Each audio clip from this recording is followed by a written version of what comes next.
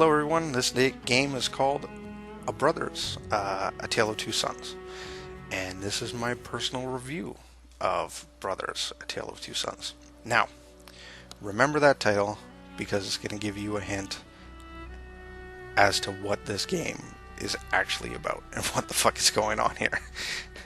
Now, I'm going to take this from a PC gaming perspective.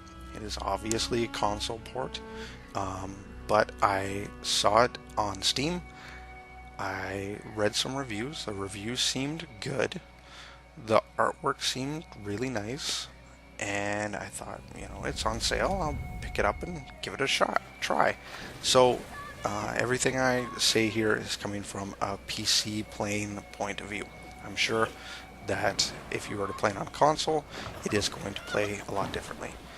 Now, technically, on a PC, a person can play this game solo, but it's as long as they have enough mind-bending multitasking superpowers in order to do so. The default controls work so that the arrow keys control one of the brothers, and the WASD keys control another one of the brothers, and then they have a action key. I think it's like control for one and shift for the other. And the controls are very simple. It's very easy to grasp. You move with the keys and then you press the action key. That's really it. It's actually a refreshing experience on a PC playing this type of game because it doesn't demand you to become some finger contortionist or memorizing a whole pile of keybinds in order to play. But when you try and solve time-based puzzles on two characters at once, it gets a little tricky.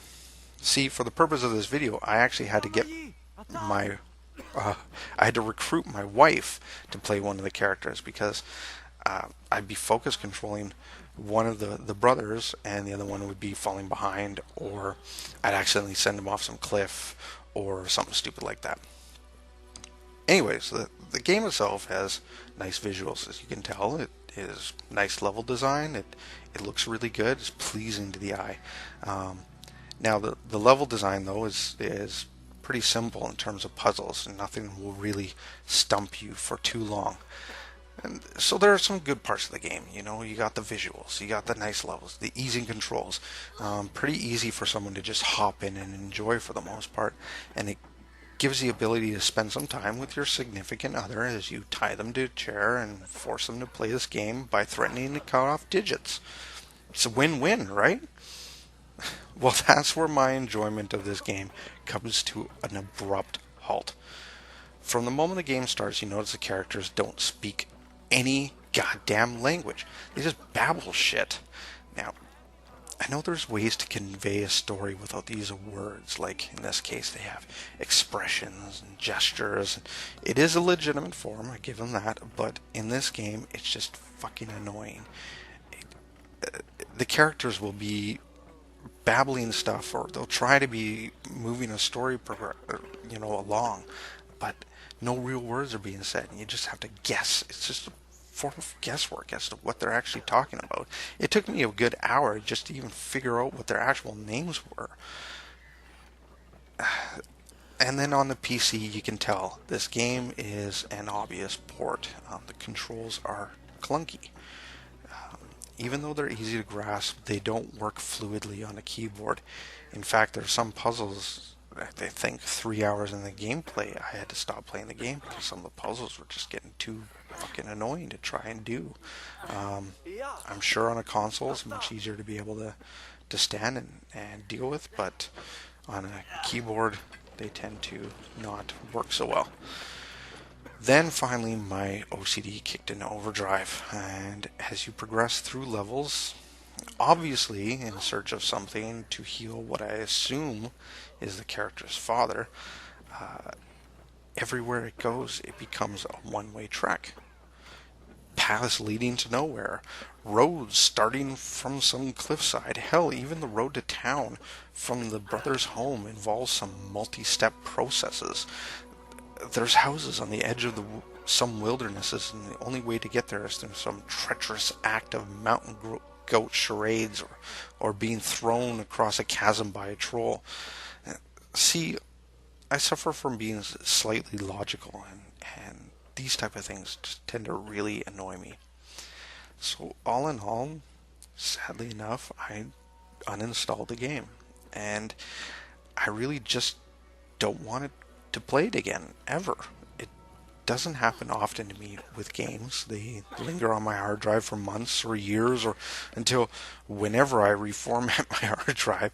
And I think this is the first game I uninstalled due to never wanting to play again. This game reminds me of when I was younger. Maybe in my early teenage years, I had this cousin who was a few years younger than me who annoyed the hell out of me no matter what I would say or what I would do. This cousin would find unique ways to just piss me off. And this game is very much like that. Um, I regret, even though it was on sale, I regret the purchase of it. It's it's not a game I really enjoyed for the most part.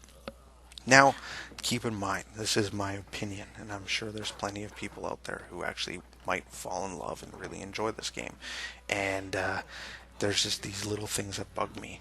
And I'm sure on a console it might play a little bit easier, a little bit better to be able to handle. But for me, I just find these things, I couldn't get over them. So, as such, take my review with a grain of salt. Look at this game through your own eyes and your own perspectives. If these things that bug me don't really bug you, no big deal. But, you know, I'm just giving my perspective on how I view this game. As such, thank you for watching my video. If you like this video, please hit the like button. If you like all my videos, please hit subscribe. And if you want to chastise me on my terrible review, please comment in the section below. Thank you for watching. Have a great night. Bye-bye.